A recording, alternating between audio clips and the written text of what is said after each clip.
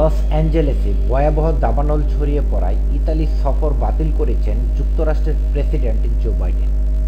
President হিসেবে সবশেষ বিদেশ সফরের অংশ হিসেবে বৃহস্পতিবার থেকে শনিবার পর্যন্ত ইতালি সফর করার কথা ছিল বাইডেনের।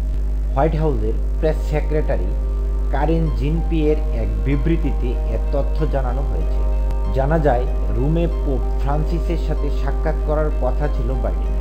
কারিন জিন-পিয়েরে জানিয়েছেন, লস অ্যাঞ্জেলেসে বিভিন্ন আইন প্রয়োগকারী সংস্থা, দমকল এবং জরুরি বিভাগের কর্মীদের সাথে বৈঠক করার পর আজ ভোরে ওয়াশিংটনে ফিরে এসে বাইডেন এই সিদ্ধান্ত নিয়েছেন।